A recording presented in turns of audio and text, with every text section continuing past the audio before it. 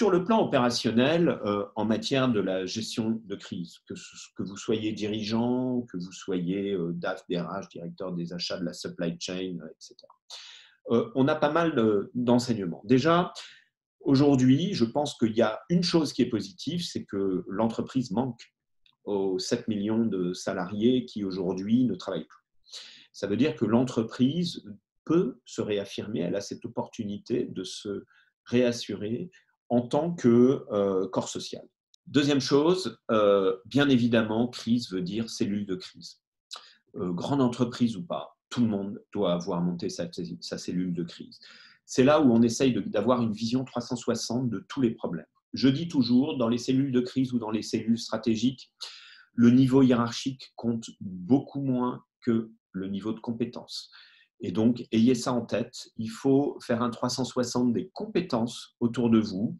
Ça ne sert à rien d'être entre dirigeants du COMEX. On a besoin des gens qui, au contraire, sont au niveau de détail le plus élevé. Une cellule de crise, si vous voulez, elle a toutes les fonctions qui sont représentées, mais surtout, elle mixe des gens de l'interne et des gens de l'externe.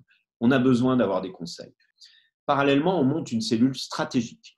La cellule stratégique, ce n'est pas la cellule de crise. C'est la cellule qui réfléchit à l'avant tel qu'il était et à l'après tel qu'il devra être. C'est la cellule qui, effectivement, va se poser la question, si vous voulez, à un moment de mais qu'est-ce qui fonctionne chez moi? Qu'est-ce qui ne fonctionne pas? Et sur quoi on peut réfléchir? La crise a commencé par la Chine. Tout le monde s'est interrogé sur sa chaîne de valeur à un moment, pas sa supply chain. La supply chain, c'est technique, c'est l'approvisionnement. La chaîne de valeur, c'est là où je mets la valeur de mon business. Qu'est-ce que j'ai externalisé? Qu'est-ce que j'ai gardé? Cette notion-là, pour moi, elle est capitale. Mais c'est au moment aussi des moments comme ça, dans des moments comme ça, qu'on réfléchit et qu'on réfléchit différemment. Donc, c'est le moment de réfléchir. C'est le moment de se projeter et c'est le moment de se dire mais qu'est-ce que je peux améliorer? Mais où est-ce que je suis faible? Où est-ce que je suis fort? Où est-ce que je gagne de l'argent? Où est-ce que j'ai de la contribution positive? Où est-ce que j'ai de la contribution négative? La finance aujourd'hui, c'est le nerf de la guerre, cash is king.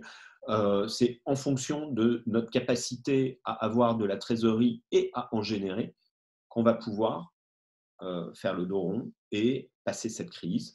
Cette notion de finance au cœur de tout ça, je pense qu'elle est extrêmement importante parce que les impacts sur le chiffre d'affaires et sur la marge vont être colossaux, surtout quand aujourd'hui l'activité de vente s'est arrêtée, ce qui se passe pour un certain nombre de sociétés. Et moi, j'ai des sociétés en tête qui ont encore des forces de vente humaines, même pour des produits technologiques d'ailleurs.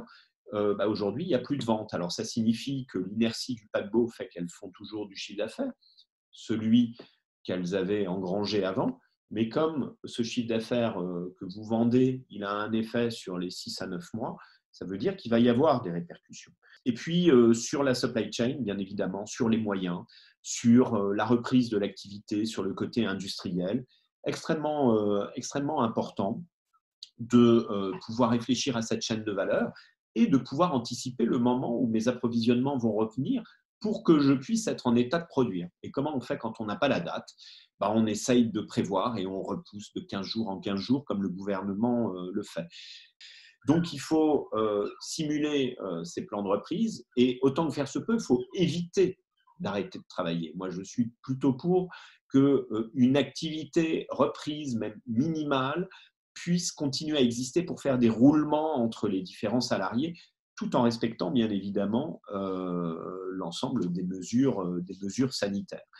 Ça signifie que la reprise d'activité, elle doit s'inventer avec tous les salariés, et ça signifie qu'il ne va pas falloir vouloir s'entêter pour le passé. Parce qu'on le comprend bien, on est dans le monde d'aujourd'hui, il y avait le monde d'avant, on est déjà en train de penser au jour d'après, puis au monde d'après. 4 dimensions temporelles qui vont s'espacer en 6 mois, mais qui sont un gap absolument énorme entre ces 4 dimensions.